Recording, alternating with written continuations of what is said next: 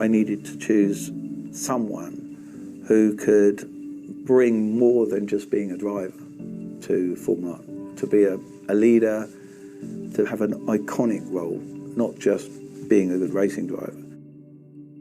I considered Nicky, and I phoned him out of the blue and said, Nicky, why don't you come back, And there was a sort of, 15-minute, half an hour banter phone call.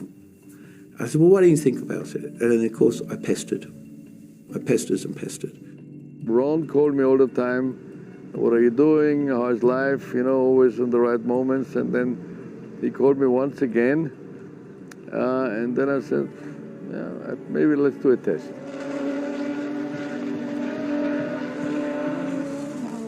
Then I went to Donington and did another test after I cleared my negative feelings towards Formula 1. And when I got him back into the car, it started again. And then I came back in '82. I felt that my heart, after it given more time to other things, is still working very hard or beating very hard for motor racing. And as I have not driven for 2 years, my personal challenge is to see where I would end up coming back into motor racing, and that's what I'm going to do. Nicky was an incredible driver, and I was a little bit worried when he came to us, thinking he's really going to give us a rough time, turn us every which way but loose, so to speak. But actually, he never placed any outlandish demands on the team. I attribute that really to the fact that it was a great team. We had fantastic resources down to Ron Dennis, really, and we never wanted for anything. And so Nicky always had the best of everything. There was nothing really to complain about. Then Ron took the opportunity to get Prost, because Prost was the best guy at the time. And then suddenly I had Prost in my car, which I developed. The year before, I developed this fantastic turbocharged TAC McLaren.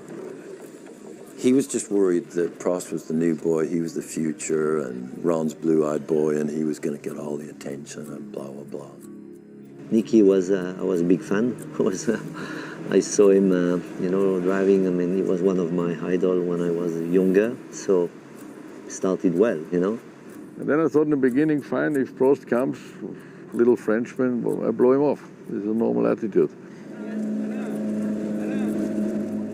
So I used to say to Nicky, look, you've got me, and I'm going to look out for you, and I'm never going to let you have anything less than the very best that McLaren can provide you. You've got me, you've got your 3 mechanics, and you don't need anything else. Don't worry about anything else. We're going to make sure your car's perfect, and we're going to make sure you have absolutely the best that McLaren can provide, and you're going to have exactly the same as Prost. So just don't even worry about that. Just concentrate on the driving, leave the rest to us.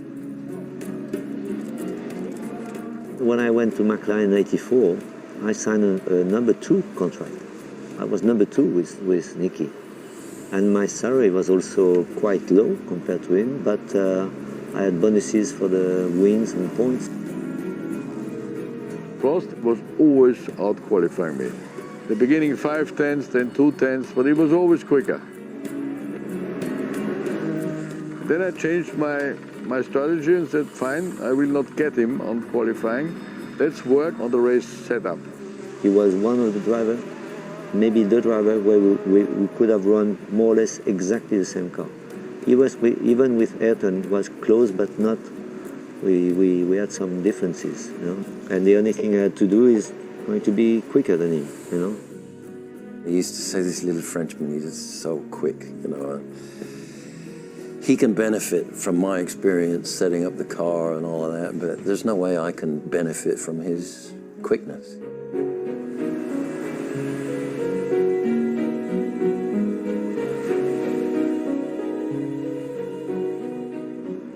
So we were going through that year, and I remember we arrived at Dijon. And by now, you're almost halfway through the season, French Grand Prix. Prost was leading by something like 17 points. And Nicky said to me, come on right out to the circuit with me. So on the way out, he said, I'm trying as hard as I can. I'm doing everything possible to beat this little Frenchman, but he is just so good and he's just so quick. And he said, but I am not going to give up. I'm going to try even harder. He said, I'm going to win this race, and I'm going to win the World Championship. And I thought, Christ, that's a tall order. You're going to win this race and the World Championship?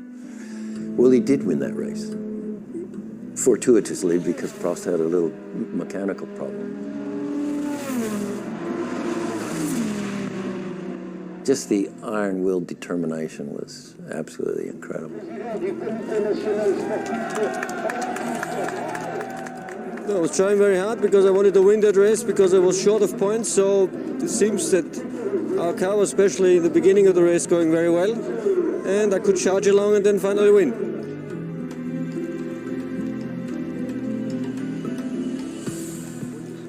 Portuguese Grand Prix 1984 was memorable, to say the least. We went to the Grand Prix knowing that we'd won both the Drivers' and Constructors' Championship, but what hadn't been decided of which of our drivers was going to win the Drivers' Championship. That race, it was just so intense. Everybody was so on edge, trying to do everything perfectly. The performance today is good for me, not so good for Nicky, because he starts very far away from me, and it's a very difficult track to pass, so it will be very hard work for him.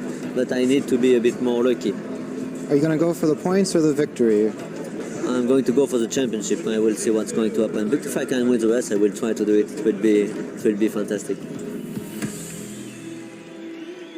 I think Nicky was never ahead of me in race condition when we were fighting at the, let's say, in normal condition, you know. But I stopped. I had mechanical failure a little bit more often.